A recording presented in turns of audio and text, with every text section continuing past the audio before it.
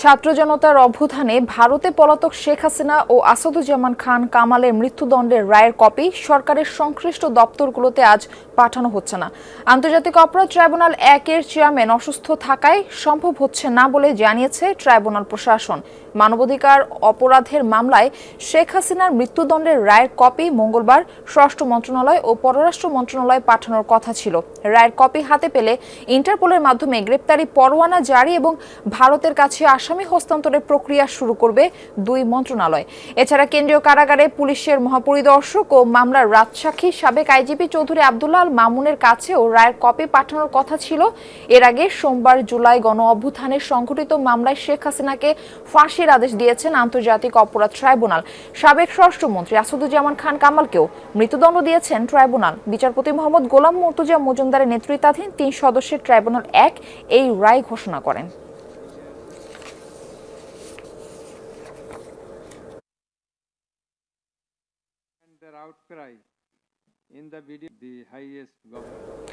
আন্তর্জাতিক অপরাধ ট্রাইব্যুনাল থেকে আমাদের সঙ্গে যুক্ত হচ্ছেন আমাদের সহকর্মী রাব্বি হোসেন। রাব্বি, শেখ হাসিনার রায়ের কপির ব্যাপারে আপডেট কি আছে আপনার কাছে? সে সঙ্গে ট্রাইব্যুনালের আজকের পরিস্থিতি সব মিলিয়ে জানাবেন।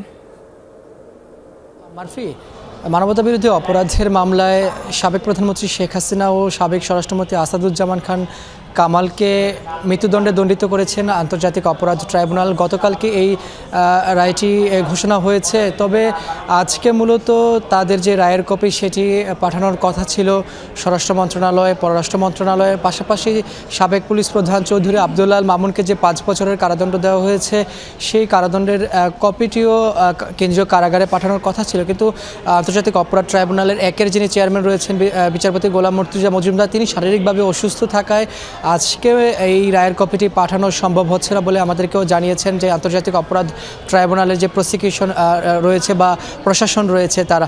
মূলত এই মামলার যিনি 2 জন আসামি তারা পলাতক রয়েছেন। সাবেক প্রধানমন্ত্রী শেখ হাসিনা ভারতে পলাতক রয়েছেন, আসাদুজ্জামান খান কামালও পলাতক রয়েছেন, যার কারণে তাদেরকে বাংলাদেশে ফিরিয়ে এনে এই রায় কার্যকর করার জন্য পররাষ্ট্র মন্ত্রণালয়, স্বরাষ্ট্র মন্ত্রণালয়ের যে উদ্যোগ রয়েছে সেই কারণেই মূলত তাদেরকে রায়ের যে কপি এবং সাজা যে পরোয়ানা সেটি ইন্টারপোলের মাধ্যমে সাজা পরোয়ানা পাঠানোরও একটি প্রক্রিয়া রয়েছে। কারণ ইন্টারপোলের কাছে সাজা পরোয়ানা পাঠালেই তাদেরকে গ্রেপ্তার করে বাংলাদেশে পাঠানোর যে প্রক্রিয়া সেটি করা সম্ভব হবে, আমাদেরকে জানিয়েছিলেন প্রসিকিউশনের পক্ষ থেকে।